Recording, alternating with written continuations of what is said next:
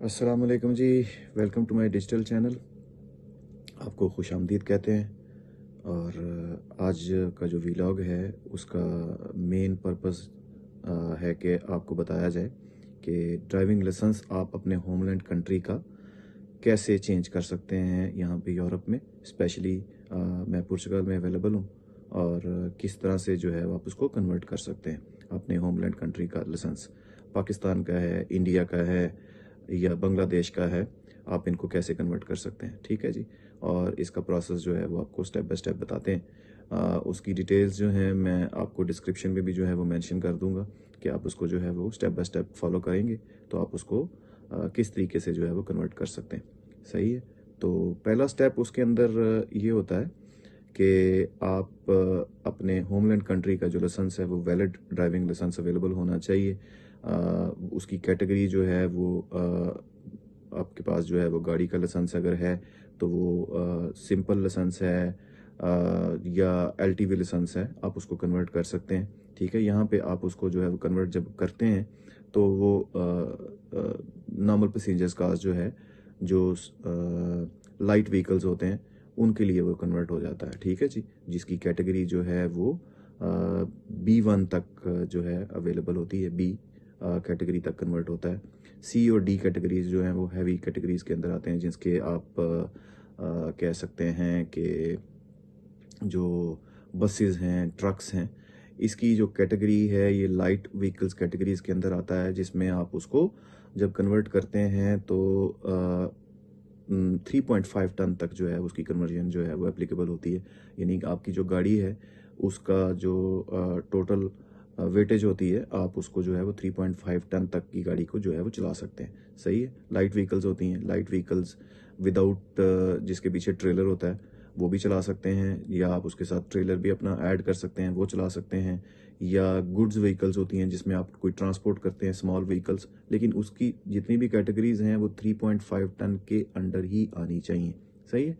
ये इसमें आपकी कन्वर्जन हो जाती है। ठीक है जी। तो अब आपको चलते हैं लेके उनकी कंडीशंस की तरफ। ठीक है। तो कंडीशंस के लिए मैं आपको कंप्यूटर के ऊपर भी बताता हूँ और इसके अंदर भी जो है मैं आपको बता देता हूँ जी वीडियो के अंदर कि किस तरीके से जो है वो करते हैं। पहला तो आपके पास होमलैंड कंट्री का जो है वो ड्राइविंग लाइसेंस होना चाहिए। तो ड्राइविंग लाइसेंस आपके पास एक पॉइंट है। ठीक है जी, एक डॉक्यूमेंट। दूसरा जो है वो डॉक्यूमेंट जो है वो आपके पास अवेलेबल होना चाहिए उसका होमलैंड कंट्री का उसी लाइसेंस का एनओसी। आपको आपकी जो गवर्नमेंट है, वो जो ट्रैफिक अथॉरिटीज़ हैं, वो आपको उसका एक एनओसी दे देते हैं कि जी ये ड्राइविंग लाइसेंस जो है ये वैलिड है, ये कोई प्रॉब्लम नहीं है और हमें कोई एतराज़ नहीं है उसकी डिटेल्स शेयर करने के अंदर। तो ये दो डॉक्यूमेंट हो गए। ठीक है जी। और तीसरा डॉक्यूमेंट यहाँ पे जो आप यूरोप में अप्लाई करते हैं, पुर्तगाल के अंदर की बात हम कर रहे हैं, तो यहाँ पे आपको ड्राइविंग लाइसेंस चेंज करने के लिए आपके पास जो है यहाँ का रेजिडेंसी कार्ड अवेलेबल होना चाहिए। ठीक है जी। और उसके बाद आपके पास एक मेडिकल आपको यहाँ पे रिक्वायर्ड होता है। और उसके बाद आपके पास जो है आपने 30 यूरोज जो है वो फीस पे करनी होती है। ठीक है जी। तो ये सारे डॉक्यूमेंट्स हैं और एक डॉक्यूमेंट और है फिनांस की तरफ से, आपको आपका जो प्रूफ ऑफ एड्रेस है उसका वो एक डोमिसाइल निकलता है फिनांस के पोर्टल से, वो भी आपके पास होना चाहिए। ठीक है जी। तो जनरली हम बात करते हैं तो इसके अंदर सबसे पहले आपने क्या करना होता है कि आप पहले तो क्या तरीकाकार था कि जी आप आईएमटी जो है यहाँ पे जो अथॉरिटीज़ हैं वहाँ पे आप डायरेक्टली भी चले जाते थे और वो आपके डॉक्यूमेंट्स जो है वो एक्सेप्ट कर लेते थे। लेकिन अभी क्या है, अभी वो बोलते हैं कि जी आप अपना ड्राइविंग लाइसेंस जो है वो उसको एक्सचेंज करने के लिए आप हमारी एक अपॉइंटमेंट लें। वो अपॉइंटमेंट लेने के लिए जो है वो आपके डिफरेंट तरीकाकार होते हैं कि किस तरीके से आप उनका एक ऑनलाइन पोर्टल है, ऑनलाइन पोर्टल के अंदर आप अपने सारे डॉक्यूमेंट्स जो हैं वो अपलोड कर देते हैं। जो आईएमटी आपको करीब पड़ती हैं वो आप उनको मेंशन कर सकते हैं, या जो आपको फिजिबल है या जहां से आपको लगता है कि यहाँ से जल्दी भी जो है वो एक्सचेंज होके फिजिकल आपको कार्ड मिल जाएगा, तो आप वो भी जो है उसके अंदर ऐड कर सकते हैं। वो 3 कैटेगरीज आप मेंशन करते हैं। तो सारे डॉक्यूमेंट्स आप जो है आपको मैंने बताए हैं। पहला आपका पाकिस्तान का जो या इंडिया का या बांग्लादेश का, जो भी होमलैंड कंट्री का आपके पास लाइसेंस है, वो एनओसी है, वो दोनों चीज़ें आप के पास अवेलेबल होनी चाहिए। और हाँ, एक बात और इसके अंदर अजाफी, जो आपका एनओसी है वो एनओसी आपके अपने होमलैंड कंट्री से अपोस्टाइल भी होना चाहिए। सही है जी। यहाँ पे उसको ट्रांसलेशन करने की ज़रूरत नहीं है, ट्रांसलेट करना ज़रूरी नहीं है, ठीक है, क्योंकि वो ऑलरेडी इंग्लिश में है। जो डॉक्यूमेंट ऑलरेडी इंग्लिश में ही अवेलेबल होता है और आपकी होमलैंड या जो लैंग्वेज है वहाँ पे जो लैंग्वेज है जैसे उर्दू है या हिंदी है या जो भी और लैंग्वेजेस हैं, लेकिन अगर वो उसके साथ इंग्लिश के अंदर भी ऑलरेडी मेंशन किया हुआ है तो फिर आपको उसको ट्रांसलेट करने की ज़रूरत नहीं होती है। सही है। तो आपने ऑनलाइन पोर्टल के अंदर उसको जो है वो अपने तमाम डॉक्यूमेंट्स को जो है वो अपडेट करना है। तमाम डॉक्यूमेंट को आप अपडेट कर लेंगे वन बाय वन। उसका स्टेप्स भी जो है मैं आपको पोर्टल की वीडियोस भी इसके साथ अटैच कर दूंगा, तो आपको पता चल जाएगा कि किस तरीके से जो है वो आप उसको जो है मेंशन कर सकते हैं। सही है जी। और उसके बाद आप तमाम डॉक्यूमेंट्स जो हैं वो अपलोड कर देते हैं, अपना बायोडाटा उसके अंदर फिल करते हैं, ईमेल एड्रेस डालते हैं, अपने मोबाइल नंबर और बाकी सारी चीज़ें जब आप अपडेट कर देंगे तो वो आपकी ईमेल्स डॉक्यूमेंट के साथ अपडेट हो जाएंगी वहाँ पे। सही है।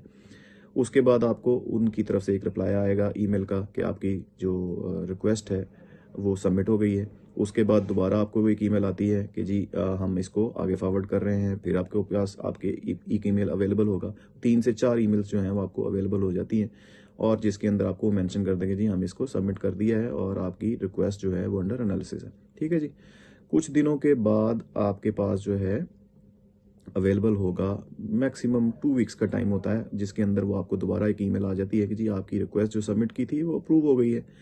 और वो रिक्वेस्ट जो अप्रूव हो गई है उसके अंदर आपको मेंशन कर देते हैं जो आपने मेंशन की थी डेट्स, जो आईएमटी मेंशन की थी उन आईएमटीज के अंदर जो है वो आप जा सकते हैं, और या फिर आप कोई भी और आईएमटी सेलेक्ट कर सकते हैं जिसके अंदर नियरेस्ट आपको लगती है, वहाँ पे भी जा सकते हैं। ठीक है जी।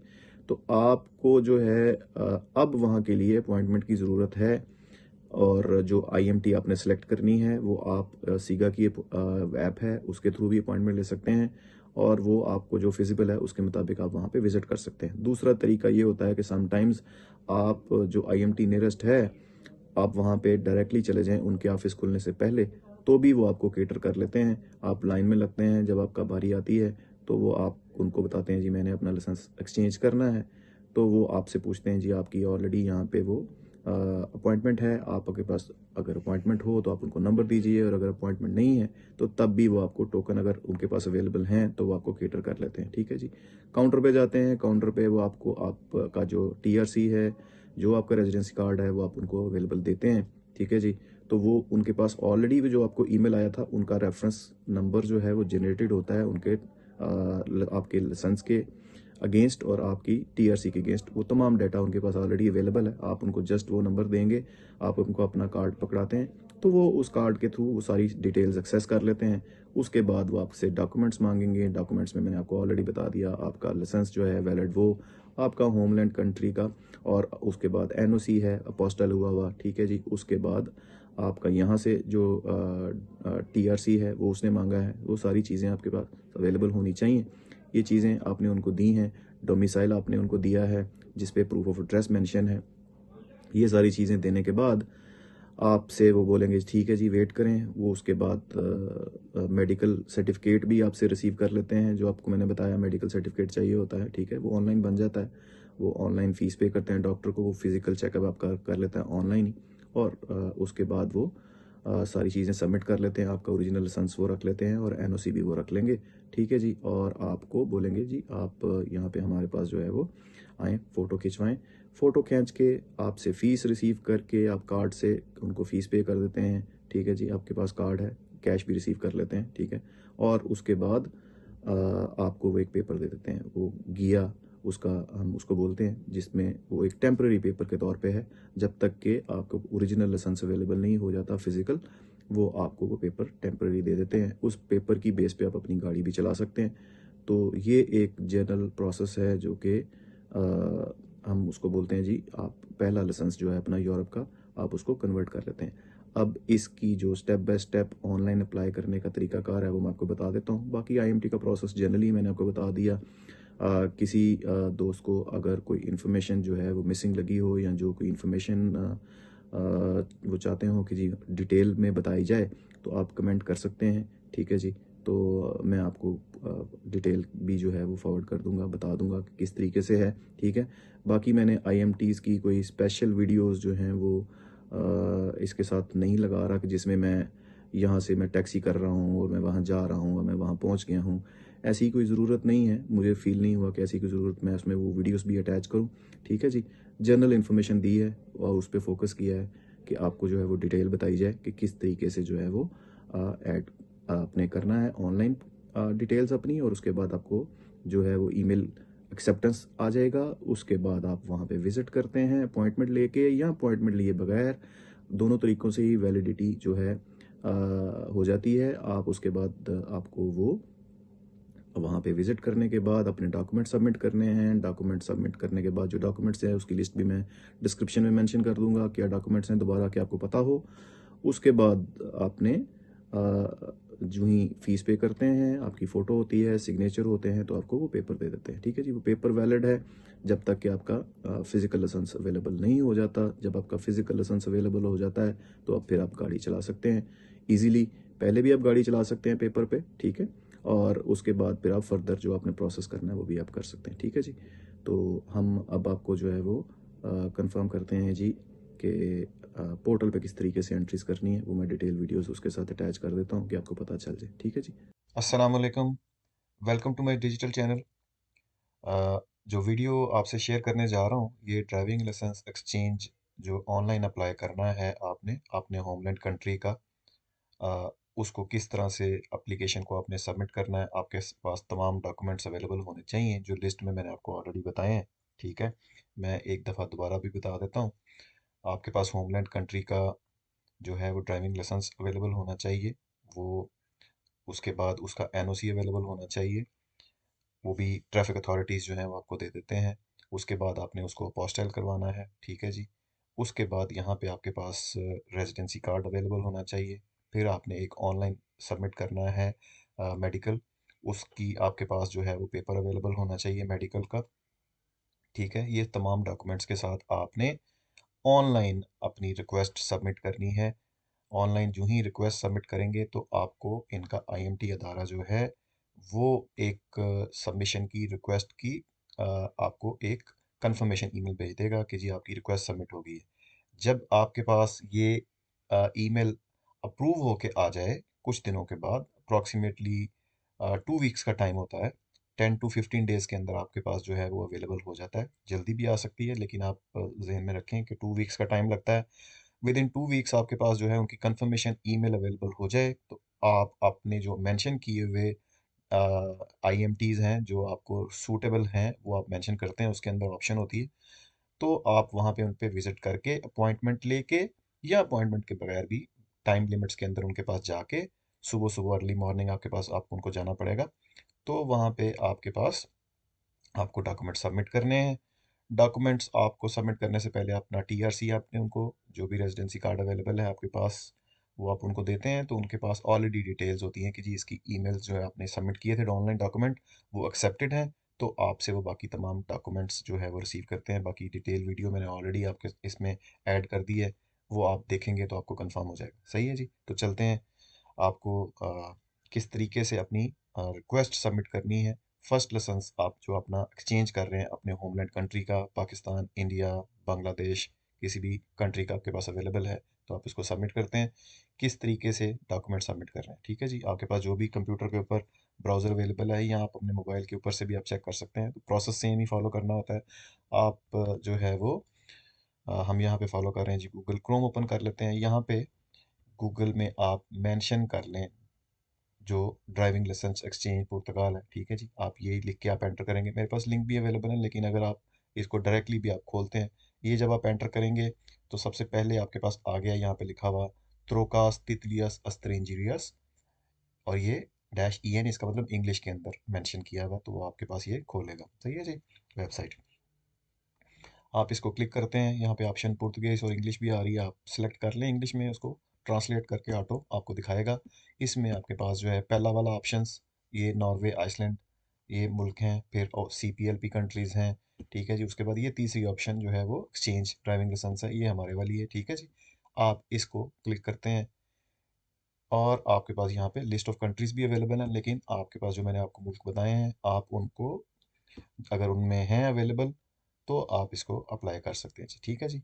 तो ये रूल्स एंड रेगुलेशन होते हैं कि जी विद इन 90 डेज़ आपके पास जब वो आ गया है तो आपको अप्लाई करना चाहिए, और ये सो एंड सो रूल्स हैं, ठीक है। तो आप इसको पढ़ भी सकते हैं, ठीक है। यहाँ पे आप click here what do I need to exchange my driving licence, आप एक्सेस हेयर करते हैं टू फॉर्म, तो ये आपके पास फॉर्म ओपन हो जाता है, ठीक है जी। तो क्या फॉर्म के अंदर है अवेलेबल, मैं आपको दिखा देता हूँ। ड्राइविंग लाइसेंस एक्सचेंज करने के लिए exchange of foreign driving licence 3.0 version है, exchange of foreign driving licence application, ठीक है जी, बाय एमटी। और ड्राइवर की आइडेंटिफिकेशन, ये आपने अपना नाम लिखना है, डेट ऑफ बर्थ लिखनी है, प्लेस ऑफ बर्थ कहाँ पैदा हुए हैं, आपका जो टैक्स आइडेंटिफिकेशन नंबर है, निफ नंबर जिसको बोलते हैं, वो है आपका। नेशनलिटी कहाँ की है वो मुल्क यहाँ पे आपने मेंशन करना है। Civil identification number, document number जो है आपका, आपने जो वो है वो मेंशन करना है, उसकी क्या वैलिडिटी है ये वो मेंशन करना है। ये आपके अपने मुल्क की भी बातें चल रही हैं, ठीक है जी। ठीक है, उसके बाद यहाँ पे आपने ईमेल लिखना है, मोबाइल नंबर लिखना है, ठीक है। उसके बाद यहाँ पे यहाँ का जो लोकल आप एड्रेस जो शो हो गया है वो आपने मेंशन करना है, एड्रेस जहाँ पे आप रहते हैं, प्रूफ ऑफ एड्रेस, ठीक है जी। सिटी, उसका postal code, district of residence आप यहाँ पे मेंशन कर सकते हैं, वही आपका जो सिटीज़ हैं वो आप उसके मुताबिक मेंशन करेंगे। Confirm if you already have a Portuguese driving licence, already have a Portuguese driving licence, तो यहाँ पे आपके पास ऑप्शन आएगी नो, क्योंकि आपके पास तो भी नहीं है, आप अप्लाई कर रहे हैं, ठीक है जी। ड्राइविंग लाइसेंस नंबर अगर है तो वो मेंशन करेंगे, country of issue driving licence ये वो है, ठीक है जी। तो आपने नो करके आपने अपने पास जो आपका पाकिस्तान का, इंडिया का या बांग्लादेश का, आप वो वाले ड्राइविंग लाइसेंस और उसकी जो है वो रिक्वेस्ट टाइप मेंशन करेंगे, डेट ऑफ इशू, और रिक्वेस्ट टाइप आपके पास आ गया है, exchange of fire and driving licence application, आपने ये वाला सेलेक्ट करना है, ठीक है जी। उसके बाद इंफॉर्मेशन के अंदर यहाँ पे each document must have a different name, uploaded file must have a different names. तो ये नहीं कि आपने सारों को 1 2 3 करके कर दें, प्रॉपर नाम होना चाहिए। आपने जो भी चीज़ें सर्टिफिकेट आपने एंटर करना है या बाकी चीज़ें एंटर करनी है, वो इस तरह का ही नाम होना चाहिए। आप उसके ड्राइविंग लाइसेंस के साथ मेंशन कर सकते हैं, ड्राइविंग लाइसेंस जिस तरह ये इसने मेंशन किया हुआ है, certificate of authenticity, NOC, copy of ID document, ठीक है। आपका जो TRC है वो उसकी बात कर रहे हैं। ड्राइविंग लाइसेंस जो आपका पाकिस्तान का है, इंडिया का है या बांग्लादेश का है, वो मेंशन कर सकते हैं, ठीक है। उनको फर्स्ट और बैक पेज आपने इकट्ठा एक साथ रख के आपने उसको स्कैन करके वो अटैच करना है, ठीक है जी। ये साइकोलॉजिकल असेसमेंट सर्टिफिकेट ये भी नहीं चाहिए आपको, आपको सिर्फ इलेक्ट्रॉनिक मेडिकल सर्टिफिकेट की कॉपी यहाँ पे अटैच करनी है। आप इसी तरह ही नाम भी रख सकते हैं, digital medical certificate, driving licence, NOC, यहाँ certificate of authenticity, residency card का ID, copy of ID document लिखा हुआ है, आप यहाँ पे मेंशन कर सकते हैं, रेजिडेंस कार्ड, यहाँ पे आप ये ज़रूरी नहीं है। और अदर डॉक्यूमेंट्स में अगर आपके पास कुछ अवेलेबल है तो date of establishment of residence in Portugal, आप जो है यहाँ पे कब आए थे वो आपने वो डेट मेंशन करनी है, ठीक है जी। और ये डिक्लेरेशन है, कमिटमेंट है, आई डिक्लेयर का मेंशन करेंगे, और उसके बाद यहाँ पे आप सबमिशन आपके पास आ जाएगी, ठीक है जी। तो जो ही सबमिट करेंगे, यहाँ पे एक ऑर्डर नंबर जो है वो आपके पास एक बन जाएगा, और उसमें आपने यहाँ पे जो ऊपर ईमेल मेंशन की थी, उस ईमेल पे आपको, ये वाली ईमेल के ऊपर आपको रिसीव हो जाएगी ईमेल। ठीक हो गया जी, I hope everything is clear. Simple बात है, आपने सबसे पहले गूगल के ऊपर जाके सर्च करना है, उसके बाद आपके पास ये पहला वाला जो लिंक अवेलेबल हुआ था आप उस पर गए थे, उसके बाद यहाँ पे आप एक्सेस हेयर पे क्लिक करते हैं, तो ये पेज खुलता है। इस पे आप मेंशन करते हैं तमाम डिटेल्स जो मैंने आपको बताई हैं, ठीक है जी। सर्टिफिकेट ऑफ ऑथेंटिसिटी आपको चाहिए, ये लिस्ट ऑफ डॉक्यूमेंट्स मैंने आपको पहले भी बताया था, मैं मेंशन कर दूंगा, लेकिन वो सेम ही है।